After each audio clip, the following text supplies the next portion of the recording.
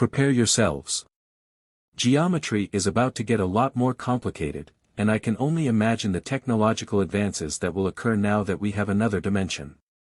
It's terrifying to consider, but in 2071, an infinite energy source is discovered, instantly solving all of the world's energy problems. It's known as Dimension W. As the name implies, it exists beyond the X, Y, and Z planes. Cross-dimensional electric field inductors, also known as coils, are the only way to obtain some of that infinite energy. They are created by a company that has grown to become the largest in the world. The New Tesla Energy is the name of the company. However, when you can capture infinite energy, some people will undoubtedly use that power for selfish purposes. Fortunately, an old-school guy named Kuma despises coils and still drives his car on gasoline. He's a valuable man who helps authorities apprehend criminals who abuse coils' power, though those illegal coils are also meant to be recovered. One day, like many others, the head of the recovery house, Mary, summons Kuma to wreck a local gang that has gotten their hands on a coil. It's business as usual for Kuma, and he gets to it, but when he sees them trying to take advantage of a girl they've just abducted, he steps up like any gentleman and begins destroying them all one by one as a last resort. One tries to use the girl as a shield, but she doesn't appear to be any ordinary girl. She destroys the guy by herself and reveals that she is an android. Maybe it's because Kuma has seen too much or because she's at Sundra, but she slaps him so hard that he falls unconscious and flees with those coils. When Kuma opens his eyes again, he finds an old friend named Albert waiting to lecture him about falling asleep on the job. Kuma moves quickly to apprehend the girl and reclaim her coils. He quickly catches up to her and apprehends the girl. Following that, Albert discovers the current location of Dr. Shido Udazaki, the man who essentially founded the New Tesla Energy, but appears to have an intense animosity towards his own company, so much so that instead of negotiating, he chooses to activate a device that causes all of the coils nearby to fail. The Dimension Administration Investigation Bureau broke into his home once to steal data. They also killed his wife and daughter during the invasion. Since then, he has understandably lost faith in the authorities, so when he uses that device, suddenly green lights start illuminating within a large radius, and the android girl ultimately malfunctions. The doctor also implodes because he had one of those on him anyway. Kuma wasn't about to let the android girl go completely dark, he rescued her. In Mary's laboratory, where a quirky technician named Kurogi replaces her core with a different one and turns her on, she wakes up with insufficient clothing, becomes embarrassed, and makes an earnest request to be included among the collectors as well. Mira Urizaki is the alleged daughter of the man who blew himself up just a few minutes ago. That's right, Dr. Shido.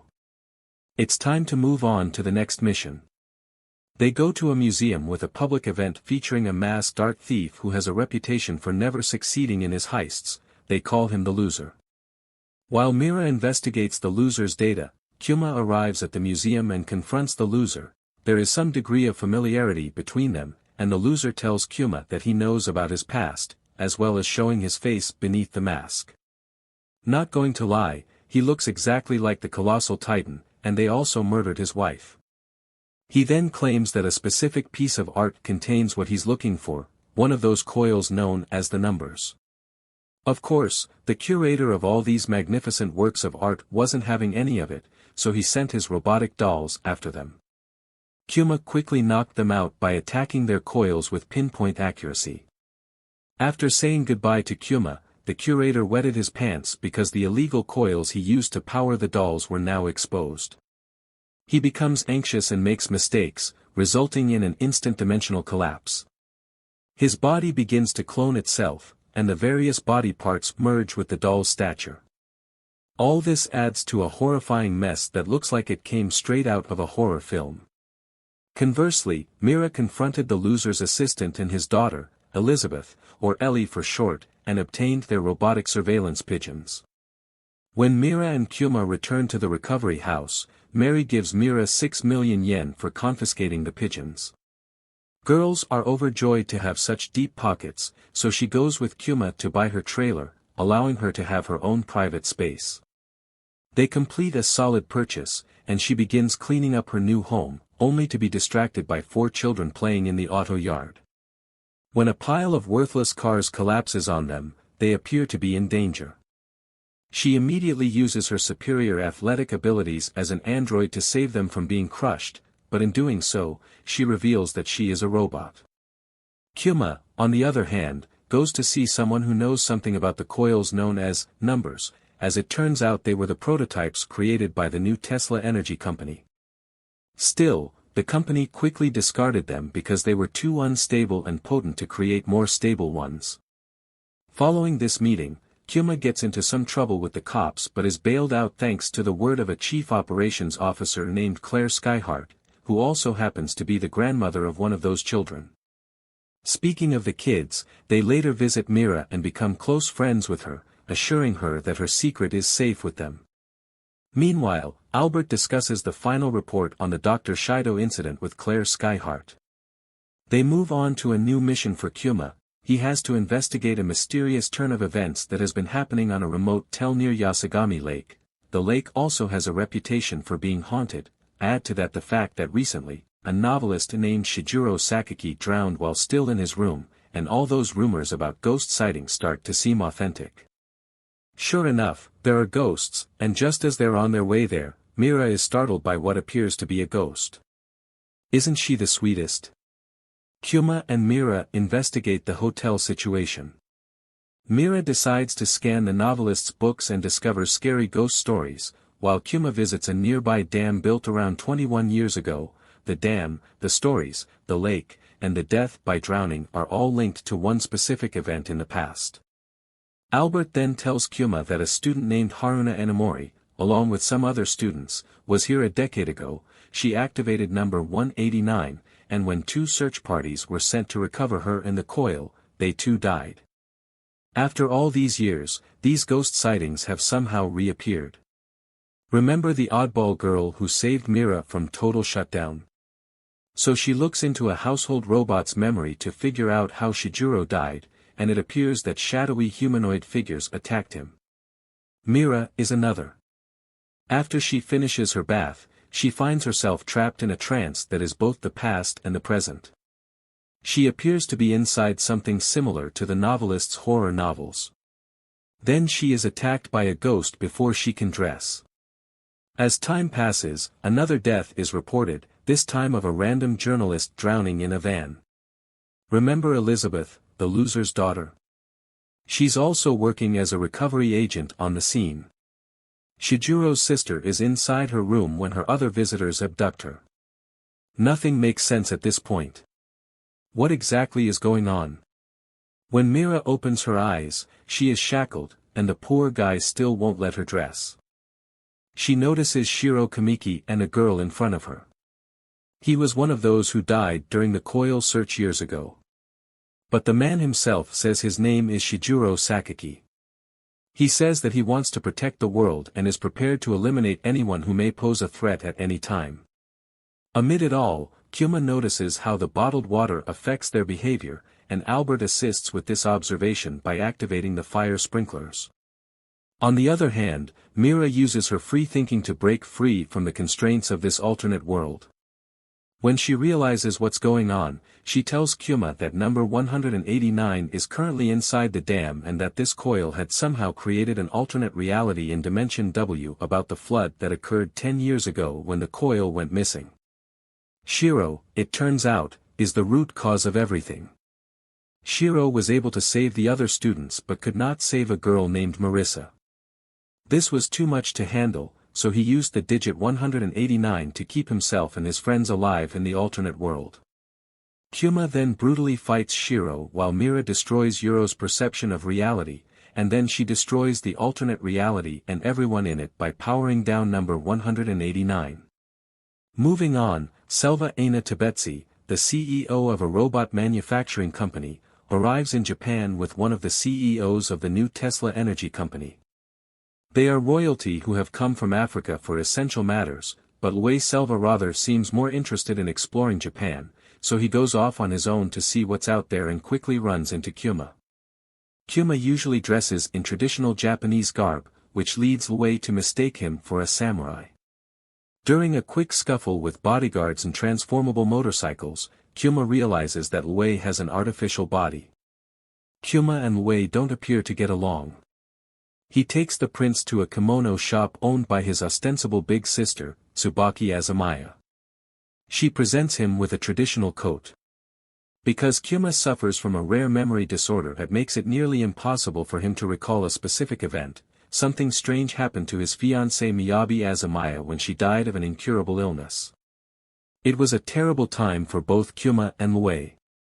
As this is going on, Salva's beautiful retainer, Lashidi, arrives on the scene to pick up Wei, and Wei is then sent to Mary's house, where things take an exciting turn. Wei launches an attack. Mary's bodyguard leaves a mess and a letter with a challenge for collectors, a challenge that will take place in 7 days in the ruins of Easter Island. With his words, Salva was orchestrating something big. He declares that he will start a war himself to avoid another war. Later, returning to Kuma and what happened to his almost wife, he was madly in love with Miyabi in his early days, which is why, when he learned of her illness, he joined a special unit called Grendel and struck a deal with Dr. Shido's wife, Saira Urizaki. He was willing to go to any length to save her. Still, in an unexpected turn of events, their unit was sent back to check out some facilities on Easter Island, and during this operation, the largest ever dimensional malfunction occurred. The unfortunate part is that Kuma has no recollection of what happened. They appear to have succeeded, but his fiancée's surgery did not go as planned, and she died, so even though he has lost his memory, he still harbors an unquenchable hatred for the coils and this new technology that took the life of the woman he loved the most. Meanwhile, in the present, Salva informs New Tesla Energy that she has dispatched a team to investigate what is going on at Easter Island. It's all for the sake of the company's success. It's a big task. We're talking about $50 million. All they have to do is go to the island and get a specific coil from there. Some collectors take an airship, but the weather has other ideas, and they crash and die. Kuma and Mira were also on their way, but Albert ensured they took a different path. They safely arrive on the island, and the duo jumps into a sports car and drive straight to the research facility where the disaster occurred all those years ago. We are now moving away from the plot shifts to a flashback in which it is revealed that Salva is an adopted son of the king, but the king soon had a real one, who is, of course, Wei. Salva once told Wei about his vision of a new world where Wei would be king. Back to the plot, a few suspicious but intimidating individuals arrived, whom we'll call Yuri Hiro's hitman, Cassidy, and Wei. Salva, Lashidi, and one more are all in a coma, going to a shelter. Following that, Wei shows footage that explains the challenge's rules. Suddenly, the null created by that coil spews out large, shielded robots that reactivate and attack all sides. Kuma and Mira join forces with 2 others, Harry and Debbie, to defeat a single robot. They're close to nothing miss, essentially the coil's domain. Of course, Kuma's subconscious mind still suffers from PTSD due to what happened. He musters enough willpower to keep moving forward, only to be confronted by the loser himself. The loser wasn't as confrontational the last time he met Kuma, however, this time, he wants the guy to stop chickening out and remember what he did during that destruction. They are still in the middle of their conversation when the sphere of nothingness reappears, knocking Kuma out. Suddenly, Kuma is about to relive his past when their unit is sent to Salva's kingdom of Isla to protect New Tesla Energy. Salva appears to be reliving these memories as well. Still, a dangerous scientist named Haruka Seemeyer orchestrated the situation so that Wei was hit in the crossfire launched by Salva's war machines, much to Salva's chagrin.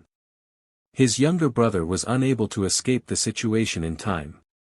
It was later revealed that Haruka Seemeyer is a former student of Dr. Shido, who was actively fighting the New Tesla Energy alongside some other students. Kuma's unit was tasked with tracking down and bringing back this insane lad. In the present, when the loser and his daughter Elizabeth, or Ellie, begin exploring the laboratory, they venture deep within its confines.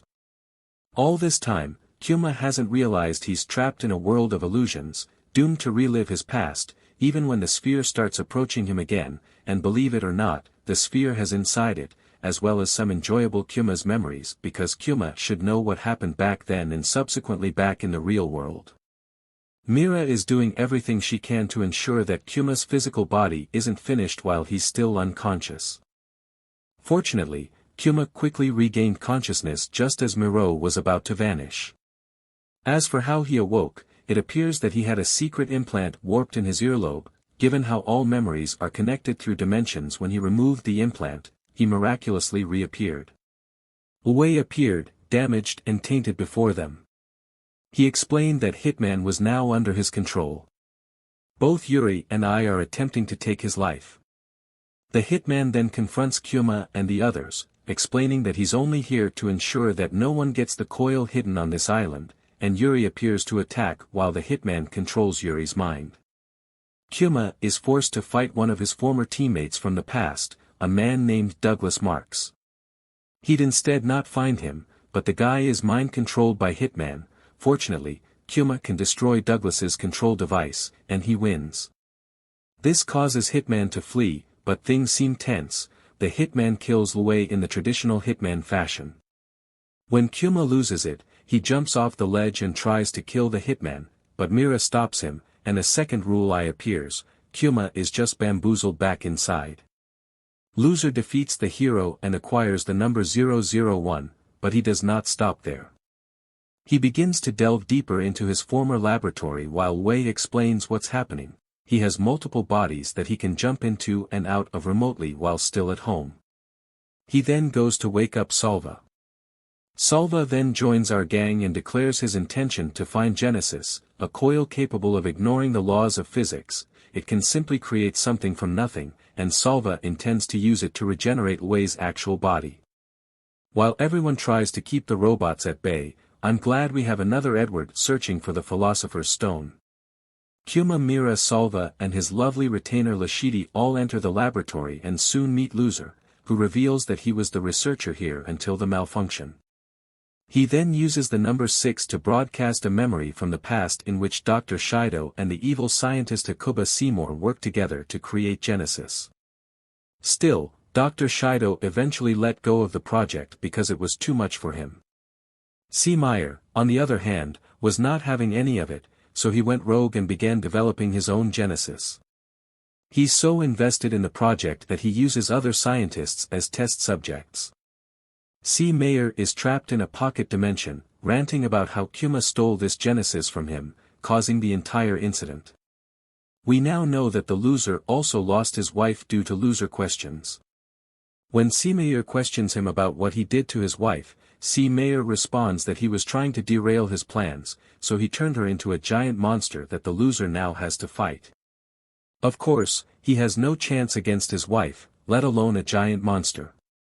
Kyuma, on the other hand, begins to feel genuinely guilty about everything, but what Mira says next changes his mind. All of the information helped Mira put 2 and 2 together, and she would not have been born if it hadn't been for Kyuma and his fiancée Miyabi. Why? She was designed to be Miyabi's replacement body until the surgery went wrong. Realizing this, Kyuma allows Mira into his mind to assist in the restoration of his memories. Everyone is ready to fight by his side the next time he wakes up to put an end to C. Meyer finally. Myra's coils begin to heat up as a result of this, begins to flee from everyone. After realizing she'll implode, C. Meyer seizes her, and everything becomes clear now that Kyuma has regained his memories, and he asks the C. Meyer to look into his memories. Back then, his fiancée refused to have the surgery because it would require the use of Genesis, and because Kyuma was a man enough to respect her wishes, he destroyed it. Haruka C. Meyer goes insane with rage because he can't comprehend such stupidity.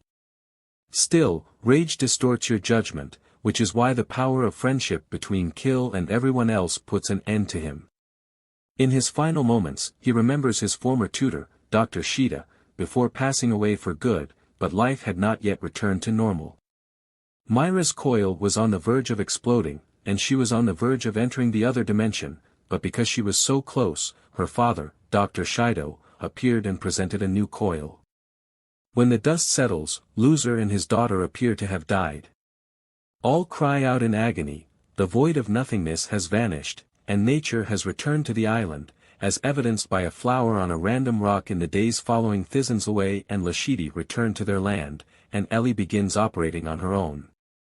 As for our protagonists, Kyuma and Mira kept working as collectors. The anime may have ended here, but they must keep working to keep their jobs. Thanks for watching. If this series is the most liked in my anime recap production, I will make a part 2. Also, if you haven't yet, please subscribe to help me make more content.